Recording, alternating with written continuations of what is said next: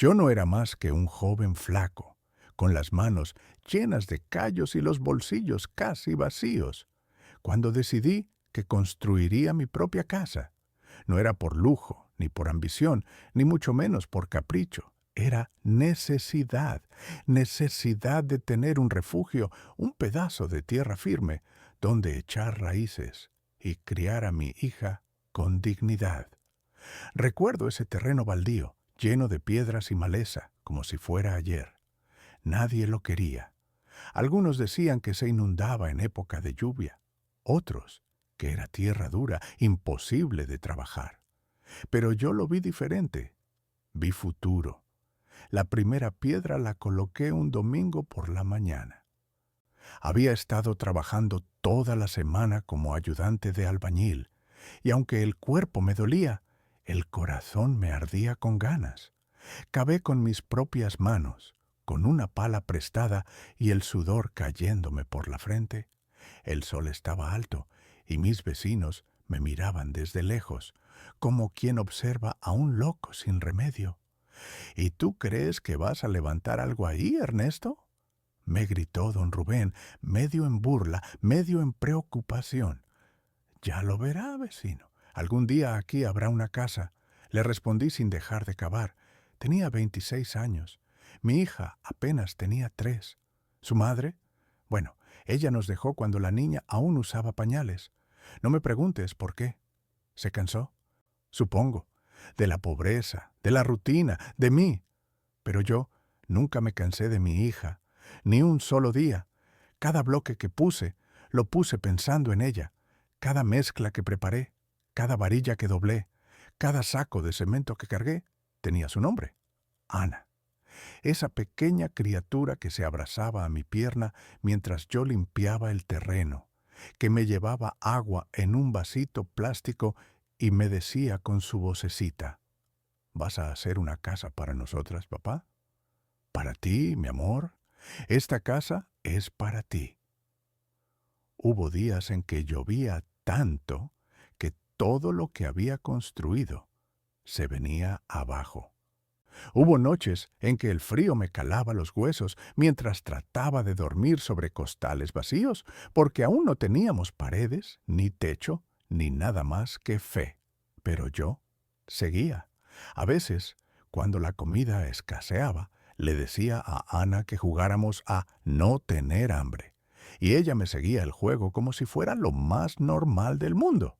Dios sabe cuántas noches me dormí con el estómago vacío, pero el alma llena, porque al menos ella sonreía. Poco a poco, la casa fue tomando forma. Primero un cuarto, luego una pequeña cocina, después un baño. Todo simple, pero fuerte, hecho con mis manos, con mis lágrimas, con cada centavo que juntaba. Recuerdo el día en que pusimos la puerta principal. Ana ya tenía 5 años y pintó con crayón un cartel que decía: «Bienvenido a nuestra casa». Lo pegó en la entrada con cinta adhesiva y me abrazó tan fuerte que sentí que todo el esfuerzo había valido la pena. Nunca pensé que un día me sacarían de ahí, y mucho menos que lo haría el hombre que ella elegiría para compartir su vida. Pero eso vendría después. Hoy solo quiero recordar esa piedra, la primera, la que puse con fe ciega, sin saber que algún día me dolería más que cualquier golpe, ser expulsado del lugar que construí con amor, con sudor y con un corazón lleno de sueños para mi hija. Después de poner la primera piedra, vinieron los años más duros de mi vida. No eran solo días de trabajo, eran jornadas de guerra contra el hambre, la fatiga y el olvido.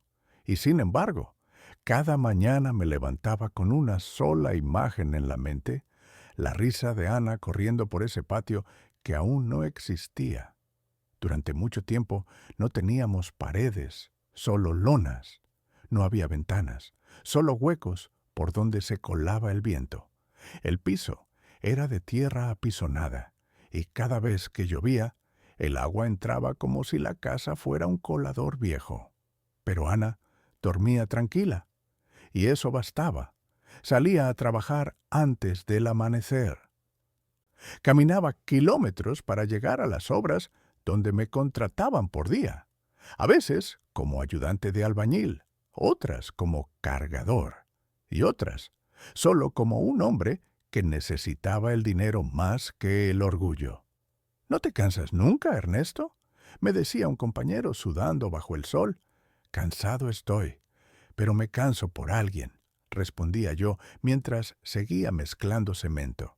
Los domingos, cuando no me contrataban, eran los días sagrados para construir.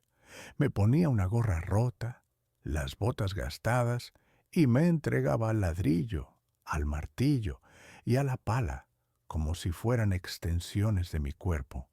Ana me ayudaba con lo que podía. A veces me alcanzaba los clavos, otras veces solo se sentaba cerca y cantaba mientras yo trabajaba. Su voz era mi música, mi combustible. Hubo meses en que no teníamos para comprar cemento. Entonces recogía piedras del río y hacía mezcla con tierra apisonada, como lo hacían los abuelos. No era lo mejor, pero era nuestro.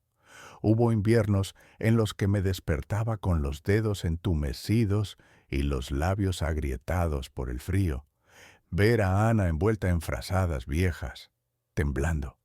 Eso me partía el alma, y aún así nunca quise rendirme, porque cada vez que abría los ojos y la veía dormir abrazada a su muñeca de trapo, sabía que todo valía la pena. Recuerdo un día en especial. Estábamos construyendo la pared del frente y me caí de la escalera. Me torcí el tobillo. No podía caminar. El dolor era insoportable. Un vecino me ofreció llevarme al hospital, pero me negué. No tenía seguro, no tenía plata. Me arrastré de regreso a casa y estuve acostado 3 días enteros. Ana me traía agua y me cantaba canciones. Yo le sonreía, pero por dentro lloraba. No por el dolor físico, sino por sentirme tan frágil, tan inútil, tan pequeño frente a todo lo que aún faltaba construir. Después de un mes, cojeando, volví a levantar ladrillos, una pared a la vez, un techo a la vez, una esperanza a la vez. Pasaron los años y la casa empezó a parecerse a un verdadero hogar. Pintamos las paredes con cal, colgamos cortinas que Ana cosió con su tía, pusimos macetas hechas con llantas recicladas. Cada rincón tenía historia, cada grieta tenía nombre. Yo trabajaba así, pero no solo por dinero. Trabajaba porque cada golpe de martillo era una forma de decirle a mi hija: estoy aquí, no me he ido, nunca me iré. Con el tiempo, Ana creció, se hizo más callada, más reservada. La adolescencia la alejó un poco de mí, como pasa con todos los hijos, pero yo seguía ahí, callado, firme, presente. Ella no lo sabía, pero yo aún dormía con miedo. Miedo de perderla, miedo de no ser suficiente, miedo de que un día todo lo que construí con tanto amor no bastara, y el destino, cruel como sabe ser, parecía estar escuchando esos miedos en silencio. Porque lo que vino después me arrancaría no solo de mi casa, sino también de su vida. Desde el principio, todo lo que hice fue por Ana. No había un solo día en que no pensara en su bienestar, en su futuro, en su sonrisa. La casa no era solo una estructura de ladrillo y cemento, era un abrazo, un refugio que yo mismo construí para que ella no tuviera que crecer como yo crecí, con miedo, con carencias, con abandono. Recuerdo claramente una noche en la que nos quedamos sin luz.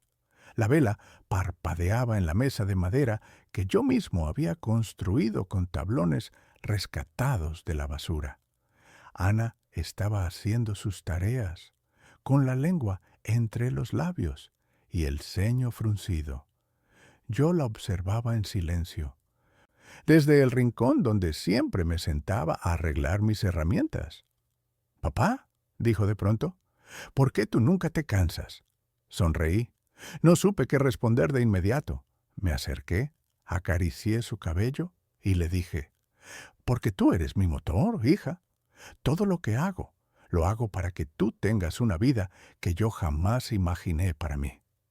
Ella asintió sin entender del todo, pero volvió a su cuaderno y continuó dibujando. Y yo sentí que ese instante valía más que cualquier salario, más que cualquier reconocimiento. Pasaron los años. Ana creció fuerte, inteligente, curiosa. Le gustaba leer, preguntar cosas, debatirme temas que ni siquiera sabía cómo responder. La vida con ella era luz, incluso en los días más oscuros. No teníamos lujos, pero teníamos certezas. Yo me encargaba de que nunca le faltara un plato de comida caliente, una cama limpia y una historia antes de dormir. Cada noche, aunque estuviera muerto de cansancio, me sentaba a su lado y le contaba cuentos, algunos inventados, otros robados de los libros viejos del vecino. «Un día, princesa», le decía, «este castillo será tuyo». «¿Aunque no tenga torres ni dragones?», respondía riendo. «Sí, aunque no tenga torres, porque está construido con amor. Y eso vale más que todo el oro del reino». Con el tiempo, ella empezó a tener amigos, a salir más, a ir al colegio con otras ideas, y aunque yo la alentaba a volar, por dentro me dolía, porque sabía que, tarde o temprano, dejaría el nido, y yo me quedaría solo con los recuerdos de su infancia. Una tarde, cuando tenía ya 17 años, llegó a casa con una sonrisa distinta, una sonrisa de esas que uno reconoce al instante porque ya la ha vivido. Esa sonrisa que no se da por un chiste ni por una nota alta en el colegio. Esa sonrisa que viene cuando uno empieza a enamorarse. «Papá», dijo, «quiero presentarte a alguien». Y fue ahí cuando todo cambió. La primera vez que lo vi, supe que algo no encajaba. Tenía esa sonrisa confiada, casi arrogante, de los que saben que caen bien. Vestía con ropa de marca, hablaba rápido y no dejaba de mirar su teléfono cada 3 segundos. Pero lo que más me inquietó no fue eso. Fue la forma en que miraba a Ana, como si ya la poseyera. «Papá, él es Marcos», dijo ella, con una mezcla de orgullo y nerviosismo en la voz. «Estudia administración, trabaja en la empresa de su tío». Marcos me tendió la mano con firmeza. Tenía el apretón de quien quiere impresionar, pero no el respeto de quien valora a la persona frente a él.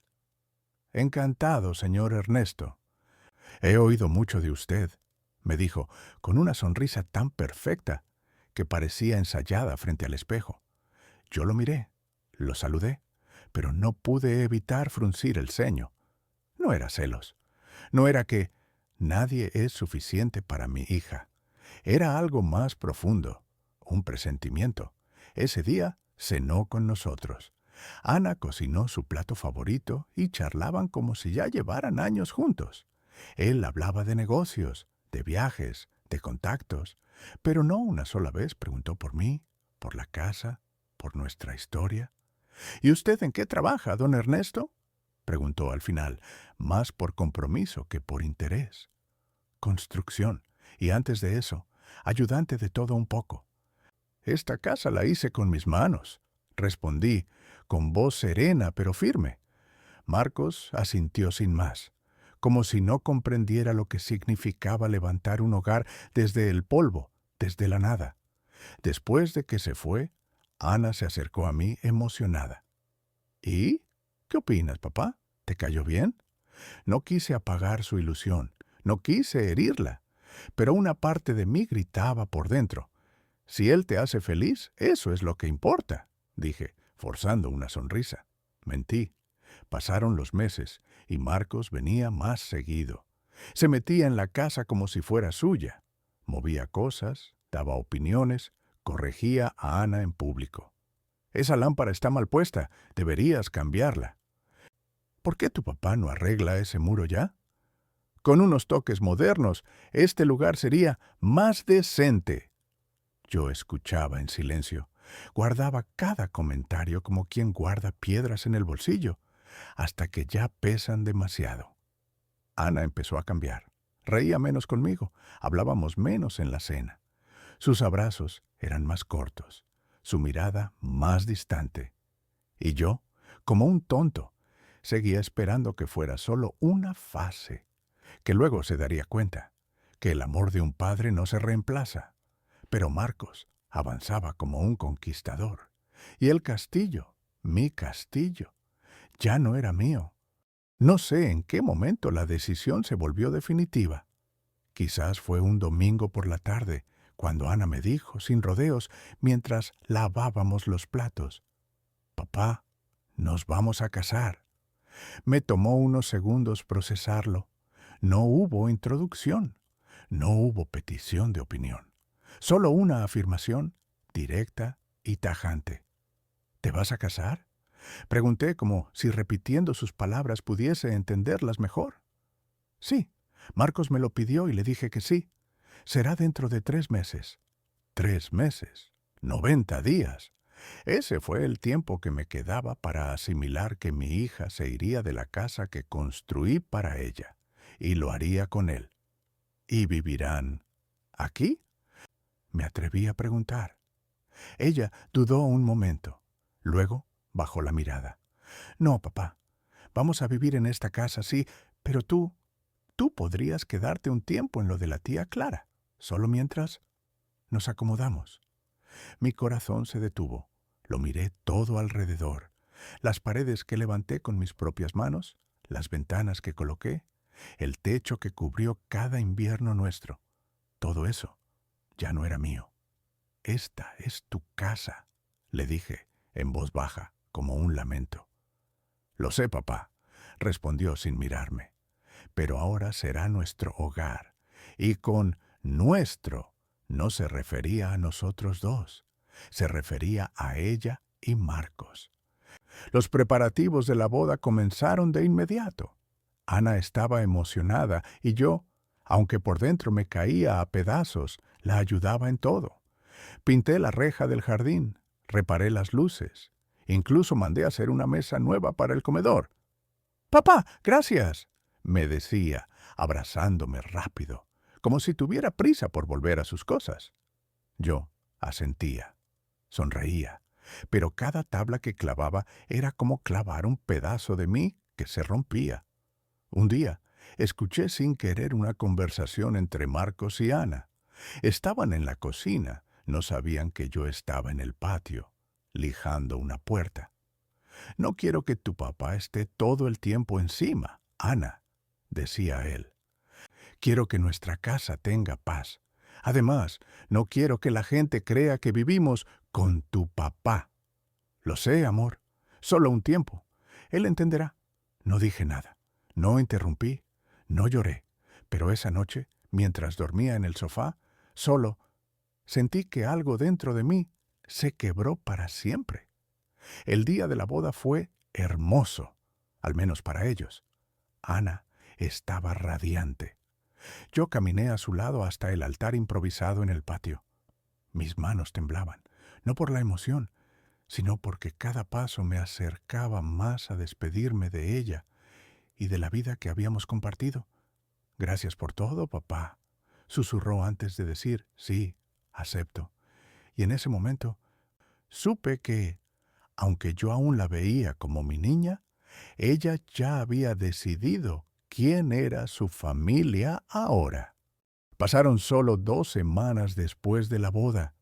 Yo seguía durmiendo en el sofá, en el rincón de siempre, intentando no estorbar, intentando hacerme pequeño en la casa que una vez fue mía. Les cocinaba, arreglaba cosas, limpiaba lo que podía. No porque me lo pidieran, sino porque era lo único que me quedaba, porque me dolía ser un extraño en mi propio hogar. Ana parecía ocupada todo el tiempo. Marcos salía temprano y volvía tarde, y yo me volvía invisible, como si mi presencia fuera un cuadro viejo colgado en una pared que nadie mira. hasta que llegó ese día. Un jueves por la tarde, Ana me llamó a la cocina. Yo acababa de terminar de barrer el patio. Estaba sudando, con la camisa mojada y las manos sucias de tierra. «Papá, ¿podemos hablar?». Su voz tenía esa mezcla entre firmeza y vergüenza que uno solo usa cuando va a decir algo que no quiere decir, pero sabe que tiene que hacerlo. «Claro, hija», dije, secándome las manos en el pantalón. Nos sentamos. Ella no me miraba a los ojos. En cambio, jugaba con sus dedos inquieta. Y entonces lo dijo. «Marcos y yo hemos estado hablando y creemos que ya es momento de que busques otro lugar donde quedarte. No entendí. O mejor dicho, no quise entender». «¿Otro lugar?», repetí. «Sí, papá. Esta casa ya es nuestro espacio. Tú mereces estar tranquilo. Con tu hermana, por ejemplo. Allá podrías estar más cómodo. Aquí ya no es lo mismo. Ya no es lo mismo». Esas palabras me cayeron como una piedra en el pecho. «¿Y tú también piensas así?», le pregunté. Ella dudó. Luego asintió, sin decir nada. Me levanté lentamente, no dije nada más. Solo asentí con la cabeza y caminé al cuarto donde tenía mis pocas cosas. Metí lo necesario en una maleta vieja: ropa, herramientas, una foto de Ana de cuando tenía 5 años. La puse con cuidado entre las camisas, como si aún pudiera protegerla de algo. Marcos me miraba desde el pasillo. No dijo palabra, ni gracias, ni perdón, ni nada. Cuando crucé la puerta, sentí que me arrancaban el alma, y no por el techo que dejaba atrás, sino por la persona que me lo estaba pidiendo. La tía Clara me recibió con los brazos abiertos, como siempre. Era la hermana menor de mi esposa fallecida, y aunque nunca tuvimos una relación muy cercana, siempre fue amable conmigo. Vivía sola en una casita modesta en las afueras del pueblo, con un jardín lleno de bugambilias y un porche de madera que crujía cuando uno pasaba. «¡Ay, Ernesto! ¿Qué pasó?», me preguntó al verme con la maleta en la mano y la tristeza en los ojos. «Nada grave, Clara», mentí, evitando su mirada. «Solo necesito quedarme unos días. No quiero incomodar». Ella no dijo nada más. Solo asintió, me abrazó fuerte y me llevó a la habitación de huéspedes. Estaba limpia, sencilla, con una cama de una plaza y una mesita de noche donde descansaba una lámpara antigua. «Aquí puedes quedarte el tiempo que necesites», dijo, y se fue sin más preguntas. Durante los primeros días apenas hablábamos. Yo me levantaba temprano, barría el jardín, ayudaba a arreglar cosas que llevaba años rotas. Clara me observaba en silencio. Sabía que había algo roto en mí, pero no insistía. Su silencio fue un refugio. Una mañana, mientras desayunábamos pan con café, me miró y dijo: «No tienes que decirme nada, Ernesto. Solo quiero que sepas que aquí no estás solo». No supe qué decir. Tragué saliva, apreté los dientes y asentí. Esa fue la primera vez en muchos días que sentí algo parecido a paz. Pero la herida seguía abierta.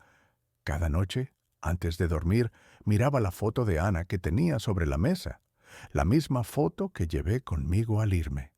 Ella tenía 5 años en esa imagen. Sonreía con todos los dientes, sin saber todo lo que vendría. Y yo, viéndola, me preguntaba una y otra vez, ¿en qué momento la perdí? ¿En qué momento dejó de verme como su padre y comenzó a tratarme como un estorbo? Fue un martes por la tarde. El cielo estaba gris y el aire olía a tierra mojada. Yo estaba en el porche, tomando café en silencio, cuando escuché el motor de un auto detenerse frente a la casa. No esperaba a nadie. Di vuelta la cabeza y, para mi sorpresa, era Ana. Se bajó lentamente del coche. Vestía diferente, como si el matrimonio le hubiese cambiado hasta la forma de caminar. más seria, más fría, como una adulta que ya no necesitaba nada de su pasado. «Hola, papá», dijo, sin una sonrisa. Me puse de pie, nervioso, con el corazón apretado. No sabía si abrazarla, si hablar primero, si hacerme el fuerte. «Hola, hija», contesté, intentando no dejar ver que las manos me temblaban. Nos miramos durante unos segundos. Ni uno solo se acercó. «Solo vine a traerte esto», dijo, extendiéndome un sobre amarillo. Lo tomé sin decir palabra. Era pesado. Adentro, billetes, dinero. Es lo que Marcos y yo pensamos que podrías necesitar mientras te organizas. Para tus gastos. Para lo básico. Me quedé mudo. «No lo necesito», respondí con voz baja, devolviéndole el sobre. «Papá, no es por lástima. Es solo una ayuda temporal». «No lo necesito», repetí, esta vez más firme. Ella apretó los labios incómoda. Miró alrededor como buscando una salida. «¿Estás bien aquí?», preguntó, sin mirarme. «¿Sí?», respondí. Silencio. «Bueno, me tengo que ir. Marcos me espera». Asentí con la cabeza. No le dije, «te quiero». Ella tampoco. Subió al auto y se fue. El motor se perdió en la distancia y con él mi último pedazo de esperanza de recuperar lo que tuvimos. Me senté de nuevo, pero ya el café sabía amargo. Y el cielo, más gris que nunca. Después de mi partida, supe por algunos vecinos que Marcos ya no se preocupaba en aparentar. Caminaba por el jardín como si siempre hubiese sido suyo. Hablaba de «mi casa» cuando se refería al lugar que yo construí con mis propias manos. Y lo peor, trataba a Ana como si fuera parte de su inventario. «Esa mesa no va ahí. ¿Por qué gastas en eso? Te dije que no invitaras a tu prima. Esa gente no me gusta». No lo decía con gritos, no hacía escándalos. Lo suyo era el control silencioso, las reglas no escritas, el dominio disfrazado de buen juicio. Ana, mi hija, ya no sonreía igual. Su voz sonaba apagada. Cada vez que alguien la saludaba en la calle, respondía con cortesía, pero sin brillo. La chispa que tenía, esa que yo conocía desde que era niña, se había ido apagando poco a poco, como una vela que se consume sin que nadie la sople. Un día, la vecina que vivía al frente me encontró en la tienda del pueblo. Una mujer mayor, chismosa pero bien intencionada. «Don Ernesto, ¿sabe que ya ni siquiera la dejan salir sola?». «¿Cómo dice?», pregunté con el estómago encogiéndose. «Marcos la acompaña a todas partes.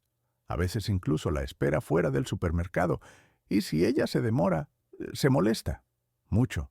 Tragué en seco. No era rabia lo que sentí. Era miedo. Miedo de que mi hija estuviera atrapada en una jaula invisible.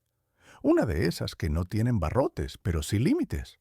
Los de la manipulación, el control, el miedo disfrazado de amor. Intenté llamarla. Varias veces. No respondió. Le mandé mensajes. Ninguno contestado. Y así, desde la distancia, entendí que Marcos ya no fingía. Y Ana ya no podía hablar. Una noche no podía dormir. La lluvia golpeaba el techo de zinc de la casa de Clara y el tic-tac del reloj era el único sonido constante en la habitación. Me levanté a servirme un poco de agua y por costumbre me acerqué a la ventana del comedor. Desde allí, en la colina, podía verse una parte de la calle donde vivía Ana. En la distancia, una sombra pasó bajo un farol. Era ella. Ana caminaba sola, bajo la lluvia, sin paraguas, con una bolsa en la mano. Iba rápido, encorvada, como si tuviera miedo de ser vista. La reconocí por su silueta. Ningún padre olvida la forma de andar de su hija. Detrás de ella, a unos metros, vi otra figura, Marcos. Caminaba detrás, con pasos largos, con las manos en los bolsillos, la mirada clavada en su espalda. No parecía una escena de pareja, parecía una cacería. Ana se detuvo frente a su casa, sacó la llave y temblando abrió la puerta. En ese instante, Marcos la alcanzó. Vi cómo le hablaba, gesticulando fuerte. Ella agachaba la cabeza. No podía oír nada, pero el lenguaje del cuerpo dice más que 1000 palabras. Él entró primero. Ella lo siguió. La puerta se cerró de golpe. Me quedé ahí, de pie, inmóvil, con la garganta seca. Sentí una impotencia tan profunda que me dolió el pecho. Quise salir corriendo, tocar su puerta, sacarla de ahí. Pero, ¿y si ella me decía que estaba bien? ¿Y si ya no me quería cerca? Volví a mi cama, pero no dormí. Esa noche comprendí que algo estaba muy mal y que tal vez, muy pronto, pasaría algo peor. Pasaron unos días. Yo no volvía a ver a Ana, pero el rumor en el pueblo comenzaba a extenderse como la bruma al amanecer. Alguien dijo que la habían visto con moretones en los brazos. Otra vecina murmuró que Ana ya casi no salía, y cuando lo hacía, siempre era rápido, con la mirada baja. Yo no quería creerlo, no quería aceptar que lo que sospechaba podía ser real. Pero el corazón de un padre lo sabe, y el mío gritaba en silencio, hasta que un sábado por la mañana la vi. Apareció en la feria del pueblo, sola. Iba por tomates, como solía hacer cuando era niña, y me acompañaba de la mano. La seguí con la vista, sin atreverme a acercarme. Y entonces, por un instante, se giró. Nuestros ojos se encontraron. Fue solo un segundo, pero lo vi. El miedo, la tristeza, la súplica muda. No dijo nada, no me saludó, pero esa mirada me habló más que cualquier palabra. Quise acercarme, pero ya había desaparecido entre los puestos. Corrí, la busqué entre la gente, pero se había ido, como un suspiro entre el bullicio. Volví a casa de Clara con el pecho apretado, y esa noche tomé una decisión. Ya no podía seguir esperando, ya no podía fingir que no pasaba nada. Era momento de hacer algo, porque si no lo hacía yo, ¿quién más lo haría? Después de esa mirada, no pude quedarme quieto. Durante días le di vueltas en la cabeza. ¿Qué podía hacer? ¿Cómo ayudar sin empujarla aún más al abismo? Sabía que si la confrontaba de frente, ella lo negaría todo. No por orgullo, sino por miedo. Miedo a que Marcos la castigara, miedo a quedarse aún más sola. Así que decidí observar, esperar el momento, pero también prepararme. Primero, hablé con Clara. Le conté todo. Al principio no lo podía creer, pero al ver mi rostro y oír mis palabras, sus ojos se llenaron de lágrimas. ¿Y qué piensas hacer, Ernesto? Protegerla, le respondí, aunque ella todavía no sepa que lo necesita. Clara me apoyó sin dudar. Me ofreció contactar a una abogada amiga suya, experta en casos de violencia doméstica. También tenía conocidos en la policía local. Durante una semana reunimos toda la información posible. Yo anotaba los horarios en que Ana salía, los días que Marcos se ausentaba, incluso el comportamiento de ambos cuando coincidíamos por casualidad. Sabía que era riesgoso, pero era su padre. Y los padres, cuando huelen el peligro, se convierten en centinelas silenciosos, esperando, observando, preparando. El plan no era heroico, era humano. Era de esos que solo alguien que ama de verdad puede trazar. Y yo la amaba más de lo que ella recordaba. La noche había caído silenciosa, como si el mundo entero contuviera la respiración. Yo estaba en el porche de la casa de Clara, con una taza de café frío entre las manos. No podía dormir. Algo en mi pecho me decía que esa noche sería distinta. Y lo fue. Cerca de la medianoche, el silencio se rompió como un cristal. Un grito, agudo, desesperado, de esos que uno nunca olvida. Me levanté de golpe. Clara también lo oyó. Salió de su cuarto, pálida como una sábana. ¿Ernesto? ¿Qué fue eso? Ana, dije sin dudar. Es Ana. Corrí. No pensé en nada más. Solo corrí. Atravesé las calles vacías. La lluvia empezaba a caer otra vez, como si el cielo supiera lo que estaba por suceder. Cuando llegué frente a la casa de mi hija, la puerta estaba entreabierta, el portón mal cerrado. Y adentro, un caos, todo revuelto, una silla volcada, una lámpara rota, y en el centro de la sala, Ana, de rodillas, temblando, con la mejilla roja e hinchada. ¡Ana!, grité. Ella me miró, y entonces, por primera vez, lloró delante de mí. Marcos estaba allí, parado, con el puño aún cerrado, respirando agitado. Cuando me vio, dio un paso atrás. «¡Salí de aquí, viejo!», gritó, pero ya no era su voz la que mandaba, era la mía. «Tú eres el que va a salir», le dije, con una furia que me brotó del alma. «¡Ya basta!». Ana intentó hablar, pero solo sollozaba. Clara había llamado a la policía. Llegaron minutos después, y esa noche, por fin, Marcos fue esposado y llevado lejos. No por venganza, no por odio, sino por justicia y por amor. Después de aquella noche, Ana volvió a casa de Clara conmigo, pero algo en ella ya no estaba. Se levantaba tarde, con los ojos perdidos.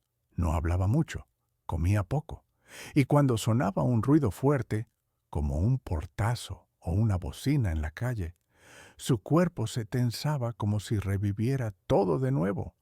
No preguntaba por Marcos, ni siquiera mencionaba su nombre. Pasaba las tardes mirando por la ventana como esperando algo, o tal vez como si estuviera buscando pedazos de sí misma en el horizonte. Yo intentaba animarla. ¿Quieres ir a caminar? ¿Te preparo tu comida favorita? ¿Recuerdas cuando íbamos al río? Ella solo sonreía débilmente y decía, «Gracias, papá, pero no hoy». Y yo entendía. No era tristeza lo que la invadía, era algo más profundo. Era esa mezcla de culpa, vergüenza y miedo que deja el abuso cuando no se nombra. Llevé tiempo en convencerla de hablar con una psicóloga. Al principio se negó. Decía que no servía para nada, que ya estaba rota. «No estás rota, hija», le dije una tarde, tomándole las manos. «Solo estás herida. Y las heridas también sanan».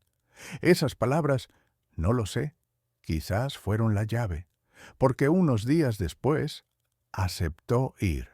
Y aunque el camino sería largo, aunque la recuperación no vendría de la noche a la mañana, esa fue la primera vez, desde hacía meses, que vi una chispa de luz en sus ojos. Con el paso de las semanas, algo empezó a cambiar. Al principio eran detalles pequeños. Ana dejaba abierta la ventana del comedor. De vez en cuando, tarareaba alguna canción mientras ayudaba a Clara en la cocina. Una tarde, incluso la vi reír bajito cuando el gato de la vecina se metió en una caja y no podía salir. Yo no decía nada, solo la observaba. Era como si la casa, la nuestra, la de Clara, volviera a respirar. Como si después de una larga tormenta empezara a entrar el sol por las rendijas. El silencio ya no pesaba. La mesa ya no estaba vacía. Y mi hija, poco a poco, volvía a habitar su cuerpo. Un día me sorprendió preparando café. «¿Te sirvo una taza, papá?». Fue la frase más simple y al mismo tiempo la más hermosa que había escuchado en años. «Sí, hija», le respondí, con un poco de azúcar, como siempre. Me lo sirvió y se sentó conmigo. No hablamos mucho, pero no hacía falta, porque en ese instante El silencio era compañía, no distancia. Y por primera vez en mucho tiempo, su presencia no era sombra, era luz. Fue una mañana de domingo. El sol entraba suave por la ventana y el aire olía a pan tostado y café. Ana bajó las escaleras con un sobre en la mano. Se veía más firme, no completamente curada, pero sí más fuerte. Sus pasos ya no eran temerosos y en su mirada había una calma distinta. No de quien ha olvidado, sino de quien ha aprendido a vivir con lo vivido. Se sentó frente a mí, puso el sobre en la mesa y dijo, «Papá, quiero hablar contigo». «Claro, hija, te escucho». «He decidido denunciar a Marcos, no solo por lo que me hizo, sino por lo que me podría volver a hacer, si no pongo un alto ahora». Me quedé en silencio, no porque dudara, sino porque sentí orgullo, un orgullo tan profundo que me nubló la vista. «Estoy contigo», le dije, «desde el primer día y hasta el último». Ana abrió el sobre. Eran los documentos que la abogada de Clara había preparado. Había testigos, fotografías de los moretones, un informe del psicólogo. Todo en orden, todo listo. Y por primera vez, Ana no temblaba al leer su propia historia. Ese día, fuimos juntos a la comisaría, y mientras salíamos del lugar, con la denuncia ya entregada, Ana apretó mi mano y susurró, «Gracias, papá, por no soltarme nunca». No respondí, solo la abracé y supe, sin necesidad de palabras, que mi hija estaba empezando a recuperar su voz y su vida. Fue una mañana de domingo. El sol entraba suave por la ventana y el aire olía a pan tostado y café. Ana bajó las escaleras con un sobre en la mano. Se veía más firme, no completamente curada, pero sí más fuerte. Sus pasos ya no eran temerosos y en su mirada había una calma distinta. No de quien ha olvidado, sino de quien ha aprendido a vivir con lo vivido. Se sentó frente a mí, puso el sobre en la mesa y dijo, «Papá, quiero hablar contigo». «Claro, hija, te escucho». «He decidido denunciar a Marcos, no solo por lo que me hizo, sino por lo que me podría volver a hacer si no pongo un alto ahora». Me quedé en silencio, no porque dudara, sino porque sentí orgullo, un orgullo tan profundo que me nubló la vista. «Estoy contigo», le dije, «desde el primer día y hasta el último». Ana abrió el sobre. Eran los documentos que la abogada de Clara había preparado. Había testigos, fotografías de los moretones, un informe del psicólogo. Todo en orden, todo listo. Y por primera vez, Ana no temblaba al leer su propia historia. Ese día fuimos juntos a la comisaría. Y mientras salíamos del lugar, con la denuncia ya entregada, Ana apretó mi mano y susurró, «Gracias, papá, por no soltarme nunca».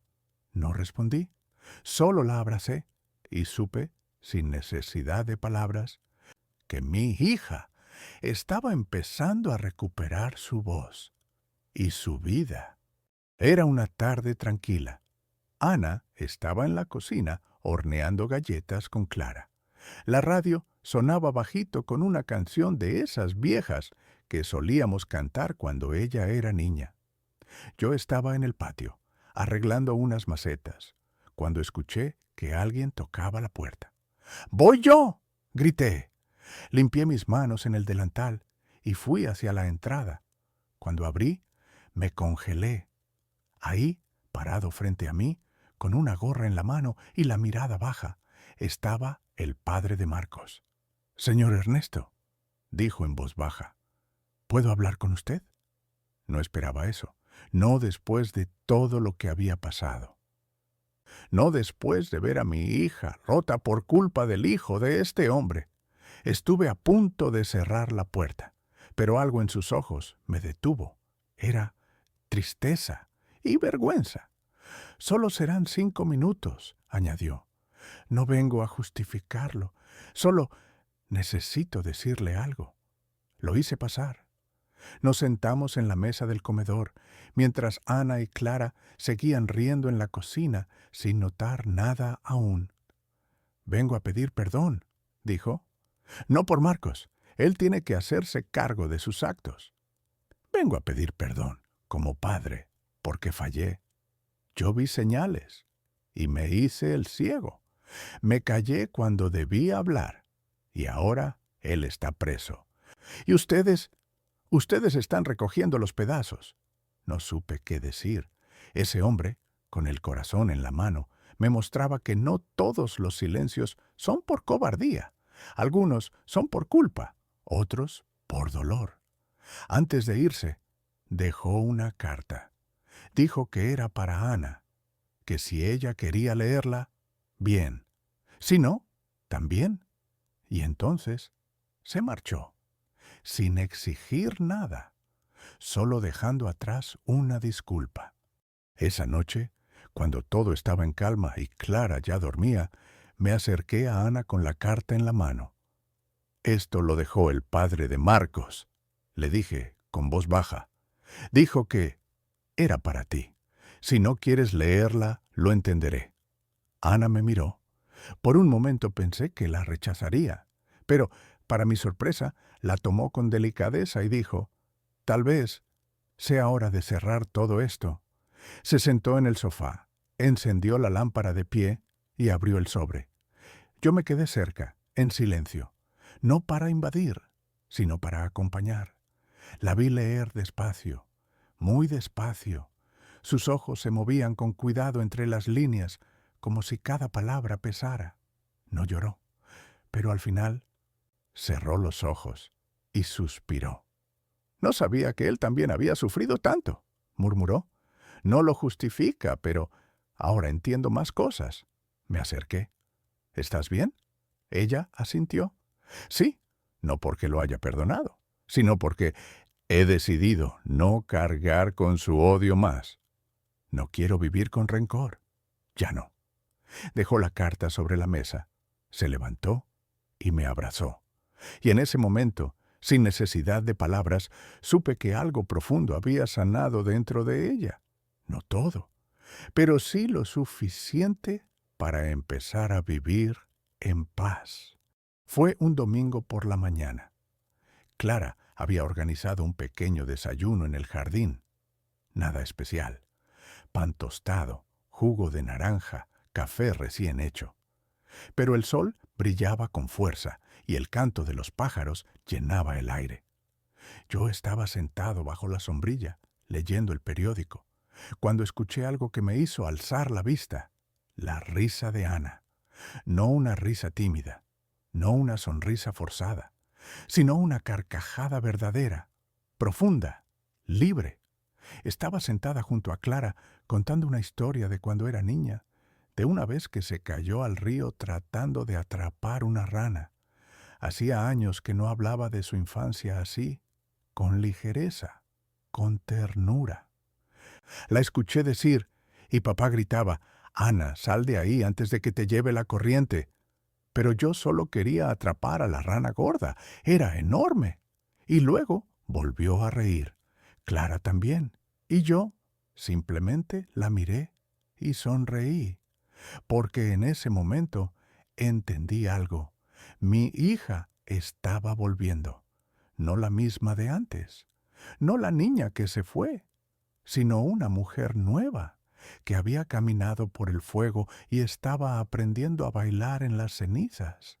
Ana lo propuso una tarde cualquiera, mientras tomábamos té en la cocina. «Papá, quiero volver a la casa».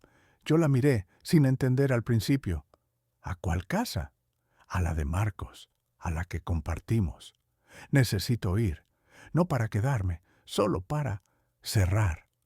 Guardé silencio unos segundos. La idea me revolvía el estómago, pero vi en sus ojos una determinación distinta. No era capricho, era necesidad. «¿Estás segura?» «Sí», respondió sin titubear. «Esta vez quiero entrar sin miedo, Al día siguiente fuimos juntos. La casa estaba cerrada, vacía desde que Marcos fue detenido. Ana sacó una llave de su bolso. No la había tirado, no por apego, sino porque sabía que algún día tendría que volver. Entramos. El aire olía a polvo y encierro. Las paredes parecían más grises, pero Ana caminaba con firmeza, sin temblar. Fue de habitación en habitación, observó. Tocó algunas cosas. Se detuvo frente al espejo del baño, donde una vez lloró en silencio por horas. Y entonces lo hizo. Abrió la ventana, dejó que el aire entrara, y con una voz serena dijo: «Esta casa no me pertenece. Aquí ya no hay nada para mí. Y eso está bien». Dejó la llave sobre la mesa y salimos. No miró atrás. Y yo supe que ese fue su verdadero adiós. Después de aquella visita, Ana no volvió a mencionar a Marcos. No porque negara lo vivido, sino porque ya no necesitaba nombrarlo para entender su historia. Ahora, ella era la protagonista de su presente. Empezó con cosas pequeñas. Volvió a pintar. Recuperó sus pinceles, sus acrílicos, su cuaderno de bocetos que había guardado en silencio durante años. ¿Y esto?, le pregunté un día al verla frente a un lienzo. «¿Es un autorretrato?», respondió, «pero no de cómo me veo, sino de cómo me siento ahora». Lo miré y me emocioné. Colores cálidos, trazos libres, ojos abiertos. Ana también volvió a estudiar. Tomó clases en línea de psicología. Decía que quería entender mejor lo que había vivido y algún día ayudar a otras mujeres que también estaban saliendo de la oscuridad. Cada mañana salía a caminar con Clara. Rían, hablaban, compartían recetas y canciones. Un día me dijo: «Papá, ya no sueño con gritar. Ahora sueño con hablar, con reír, con crear». Y entonces lo supe. Mi hija no solo estaba volviendo a vivir, estaba volviendo a ser ella. Una tarde, mientras regábamos las plantas del jardín, Ana se acercó a mí con una carpeta en las manos. «Papá, quiero mostrarte algo». La carpeta tenía el logo de una fundación local. Dentro había papeles, folletos y un formulario ya rellenado. «¿Qué es esto?», pregunté curioso. «Es la solicitud para ser voluntaria en un centro de acogida para mujeres que han vivido violencia. Quiero ayudar, quiero estar para ellas, como ustedes estuvieron para mí». Me quedé en silencio, no porque no supiera qué decir, sino porque las palabras me temblaban en la garganta. «Ana, eso no es fácil. Vas a escuchar historias duras, a ver mucho dolor». Ella asintió. «Lo sé, pero también veré esperanza. Y si una sola mujer se siente menos sola por escuchar mi historia, entonces vale la pena». La abracé y sentí un orgullo que no cabía en mi pecho, porque no solo estaba viendo a mi hija sanar, estaba viendo cómo convertía sus heridas en luz para otros. Unas semanas después, comenzó a ir una vez por semana al centro. Escuchaba, acompañaba. A veces simplemente sostenía una mano temblorosa sin decir nada. Y cada vez que regresaba, traía consigo un brillo nuevo en los ojos, no de tristeza, sino de propósito. A veces, cuando la miro ayudar a otras mujeres, cuando la veo tender una mano, dar una palabra justa, quedarse en silencio cuando hace falta, me descubro viéndome en ella, no en el rostro, ni en los gestos, sino en algo más profundo, la forma de mirar el mundo. Cuando era niña, Ana me seguía a todas partes. Yo era albañil, y muchas veces, después de la escuela, venía conmigo a las obras. Se sentaba con sus trenzas despeinadas y sus zapatos sucios a mirarme poner ladrillos. «¿Por qué haces esto, papá?», me preguntó una vez. Porque alguien tiene que construir los hogares, le respondí. No solo las casas, Ana, los hogares. Años después, me doy cuenta de que Ana también construye, no con cemento ni ladrillos, sino con palabras, con abrazos, con paciencia. Ella edifica refugios en los corazones rotos. Sabe que un lugar seguro no siempre tiene techo, pero siempre necesita calor humano. No sé si heredó eso de mí o si simplemente lo aprendió viéndome vivir. Pero lo cierto es que cada vez que la veo sanar a alguien más, yo también me curo un poco por dentro. Y pienso, tal vez no fallé tanto como creí. Sucedió una mañana cualquiera. Ana había ido al supermercado, como siempre, con su bolso de tela y su lista escrita a mano. Pero al girar en el pasillo de productos de limpieza, ahí estaba él, Marcos, más delgado, más viejo, con el rostro apagado y la espalda encorvada. Sostenía una botella de detergente y la mirada perdida. Ana se quedó helada por un segundo. Su cuerpo entero recordó el miedo. La garganta se le cerró, pero solo por un momento. Respiró hondo, apretó el mango del carrito y caminó hacia él. Cuando Marcos la vio, dio un paso atrás. Sus labios temblaron. Parecía querer hablar, pero no salía sonido. Ana, con voz firme pero serena, dijo, «No tienes que decir nada. Solo quiero que sepas que ya no te tengo miedo, que ya no me perteneces, que te dejé atrás y no pienso volver». Marcos bajó la mirada, y por primera vez no fue ella quien se encogió, fue él. Ana se dio la vuelta, sintió cómo su corazón latía con fuerza y se marchó sin mirar atrás. Salió del supermercado y por primera vez en mucho tiempo no sintió que escapaba. Sintió que había ganado. La vida no volvió a ser como antes. Fue mejor. No porque todo fuera perfecto, sino porque ahora sabíamos cuánto valía la paz. Ana se reía más. Cantaba mientras cocinaba, se ponía flores en el pelo y dejaba mensajes pegados en la nevera con frases como «Hoy será un buen día» o «Respira, papá». Clara tejía bufandas y le enseñaba a Ana nuevos puntos de bordado. Yo cuidaba el huerto, como siempre, pero esta vez con música de fondo y con el corazón más ligero. Los domingos se convirtieron en rituales sagrados. Desayunos largos, café caliente, risas suaves. Ya no hablábamos del pasado con dolor, sino con gratitud. Porque habíamos sobrevivido, porque habíamos aprendido, porque aún estábamos juntos. Una noche, Ana se sentó conmigo en el porche. ¿Sabes qué pensé hoy, papá? ¿Qué, hija? Que soy libre. Por fin. Libre de miedo, libre de culpa, libre de todo lo que me apagaba. La miré con los ojos brillosos.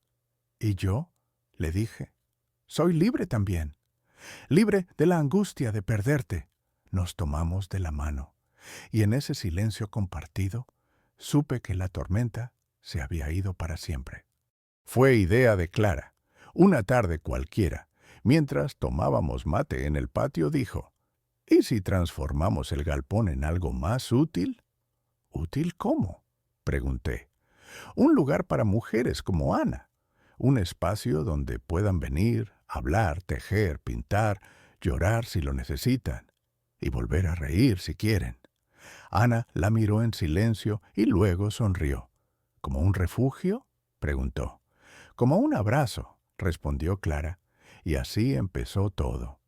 Limpiamos el galpón, pintamos las paredes con colores cálidos, colgamos cortinas, colocamos cojines, llevamos una tetera vieja y una radio que solo sintoniza música suave. Ana dibujó un cartel para la entrada. Casa abierta, donde el dolor descansa y el alma respira. Las primeras en llegar fueron 2 vecinas. Luego, una mujer del pueblo cercano. Después, una joven con su hijo en brazos. No preguntábamos por qué venían.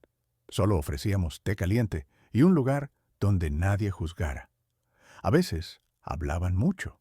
Otras veces simplemente se sentaban en silencio, con los ojos cerrados, respirando hondo. Y en cada encuentro, Ana brillaba más, porque había comprendido algo profundo.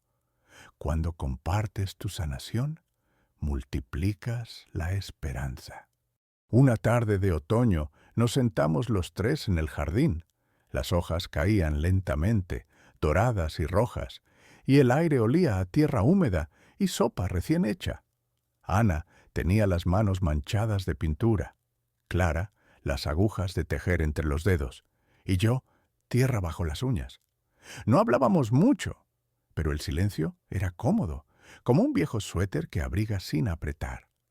En un momento, Ana dijo, ¿se dan cuenta de todo lo que hemos construido? Levanté la vista. Ella señalaba con la cabeza a nuestro alrededor.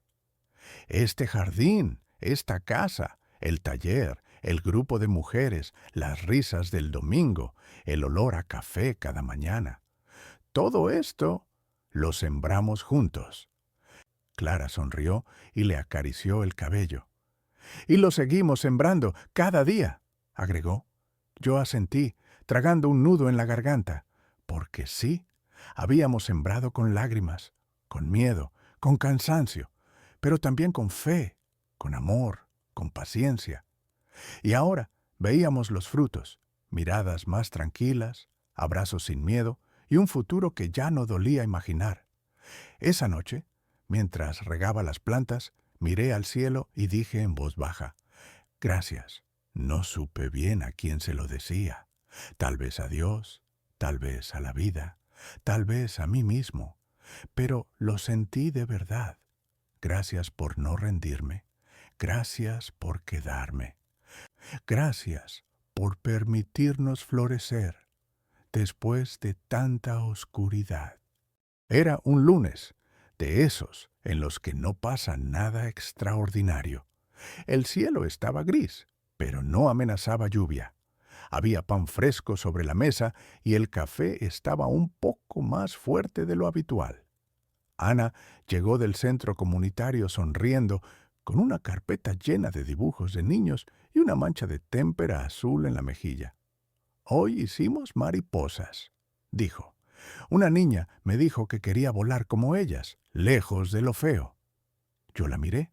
Había algo distinto en su voz, una ligereza nueva, un brillo que no era forzado. Después del almuerzo, se sentó en el porche con una manta sobre las piernas y simplemente suspiró. «¿Todo bien?», le pregunté. Ella me miró, pensativa. «Sí». «¿Sabes qué me di cuenta hoy, papá?» «¿Qué?» «Que hoy no me dolió. Ni la memoria, ni el cuerpo, ni el alma. Hoy solo viví. Me quedé en silencio, el tipo de silencio que solo llega cuando el corazón se llena tanto que no caben palabras». Ana volvió la mirada al jardín. El viento jugaba con las hojas secas. Los pájaros picoteaban las migas de pan. El sol, tímido, asomaba entre las nubes. Y en ese instante supe que habíamos llegado, no a un final, sino a una nueva vida. No sé en qué momento exacto empezó la paz. No hubo fuegos artificiales, ni música dramática. Solo pequeños instantes, una taza de té compartida, una mañana sin lágrimas, una carcajada que no se sintió culpable. La paz, descubrí, no llega gritando, llega despacio, como una manta que alguien pone sobre tus hombros sin decir nada. Hoy, Ana sigue acompañando a otras mujeres.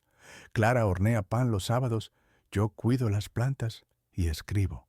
Sí, escribo, porque entendí que contar esta historia es también una forma de sanar. A veces todavía llega la tristeza, pero ya no se queda mucho. Ahora sabe que esta casa tiene raíces fuertes y que aquí se respira amor. Si alguien me preguntara qué fue lo que nos salvó, diría, el amor valiente.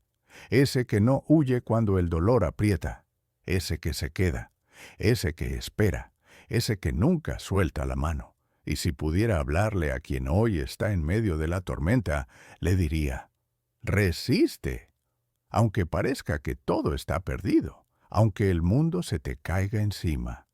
Resiste, porque la paz existe, y aunque tarde, llega.